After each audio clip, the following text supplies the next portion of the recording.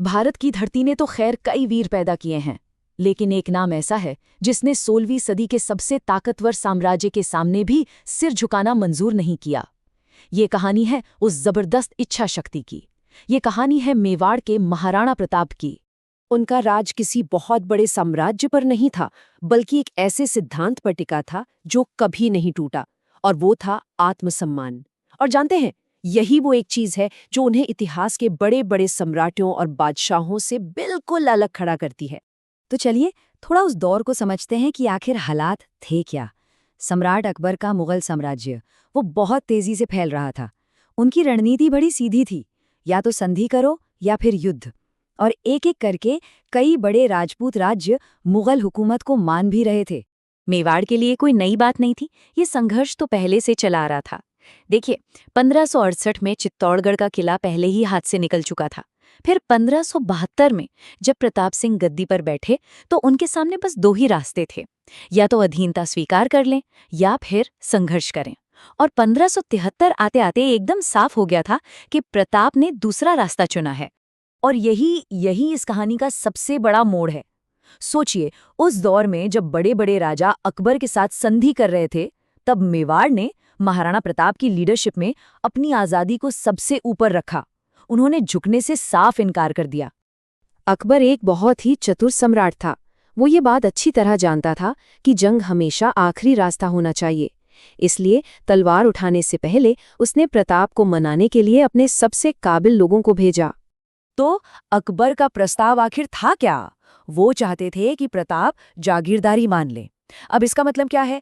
आसान भाषा में मेवाड़ मुगल साम्राज्य का हिस्सा बन जाए, प्रताप अकबर के अधीन राजा बने रहें और बदले में मुगल सल्तनत उन्हें सुरक्षा देगी। लेकिन प्रताप के लिए ये मेवाड़ की आन बान शान का सौदा था। एक बार नहीं, दो बार नहीं, पूरी 4 बार कोशिश की गई। पहले जलाल खान को भेजा, फिर खुद एक राजपूत राजा मानसिंह को, उनके बाद राजा भगवंत दास और आखिर में टोडरमल। हर कोई बड़े बड़े प्रस्ताव लेकर आया, सम्मान, पद, दौलत, लेकिन हर बार उन्हें एक ही जवाब मिला: मेवाड़ आजाद था और आजाद ही रहेगा। प्रताप का जो रुख था उसे हम बस एक लाइन में समझ सकते हैं: स्वाभिमान बिकाऊ नहीं होता। उनके लिए मेवाड़ की आज़ादी और उसका सम्मान किसी भी दौलत या किसी भी पद से कई ज्यादा बढ़कर था। तो जब बातचीत के सारे रास्ते बंद हो गए, तब जमीन तैयार हुई इतिहास की सबसे मशहूर लड़ाइयों में से एक की, हल्दी घाटी। ये सिर्फ एक जंग नहीं थी, ये सम्मान और साम्राज्य की सीधी टक्कर थी। एक तरफ थी मेवाड़ की आन, तो दूसरी तरफ मुगल सल्तनत की ताकत। ये लड़ाई बराबरी की तो बिल्कुल भी नहीं थी। जरा सोचिए, एक तरफ महाराणा प्रताप की मुट्ठी भर सेना जिन्हें अपनी जमीन के चप्पे चप्पे की खबर थी, और दूसरी तरफ राजा मानसिंह के नेतृत्व में एक विशाल मुगल फौज जो गिनती में भी कहीं ज्यादा थी और हथियारों में भी कहीं बेहतर। और जैसे ही युद्ध शुरू हुआ, प्रताप की सेना ने इतना जबरदस्त हमला किया कि एक बार तो मुगल सेना के पैर ही उखड़ गए। लेकिन जल्द ही मुगलों ने खुद को संभाला और अपनी भारी संख्या का फायदा उठाया। पहाड़ों से भील धनुर्धरों ने तीरों की ऐसी बारिश की कि दुश्मन हैरान रह गया। परंत में अपने सैनिकों को बचाने के लिए प्रताप ने पीछे हटने का एक बहुत ही सोचा समझा फैसला किया।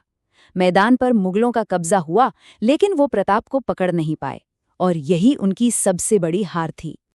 और इसी युद्ध ने हमें वफादारी की एक ऐसी मिसाल दी जिसे आज तक याद किया जाता है। प्रताप का घोड़ा चेतक बुरी तरह घायल होने के बाद भी उन्हें सुरक्षित निकालने के लिए एक बहुत बड़ा नाला फांद गया और फिर उसने अपने प्राण त्याग दिए। इतिहास में शायद ही किसी राजा और उसके घोड़े की ऐसी कोई अमर कहानी होगी। हल्दी घाटी का युद्ध कोई अंत नहीं था, बल्कि ये तो एक लंबे और बहुत ही मुश्किल संघर्ष की शुरुआत थी। लड़ाई अब खुले मैदानों से निकलकर अरावली के घने जंगलों और ऊंचे नीचे पहाड़ों में जा पहुंची थी।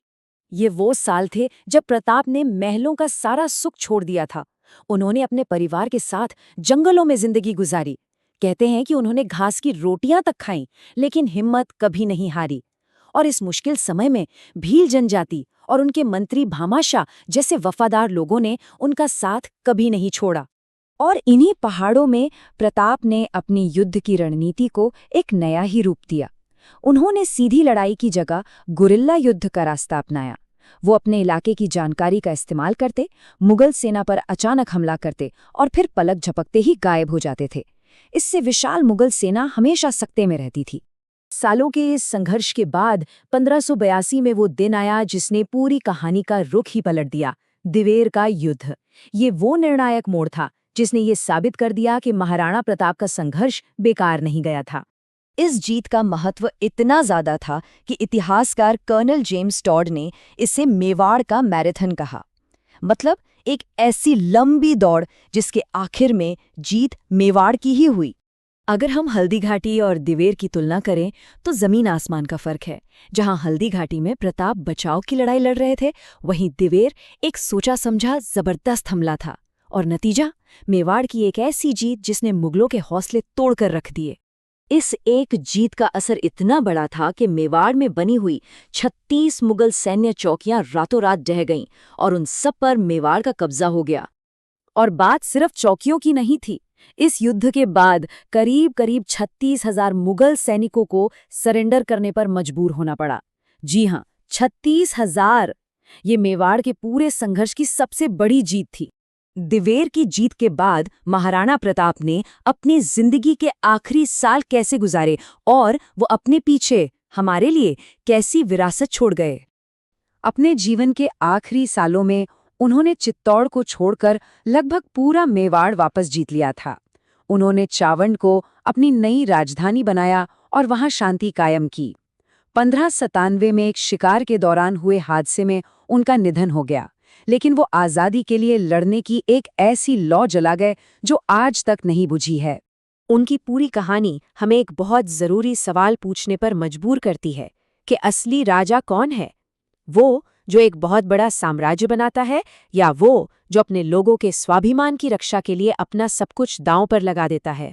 इतिहास में कई बादशाह और सम्राट हुए और आगे भी होते रहेंगे, लेकिन सिर झुकाने से इनकार करने वाला प्रताप सिर्फ एक था।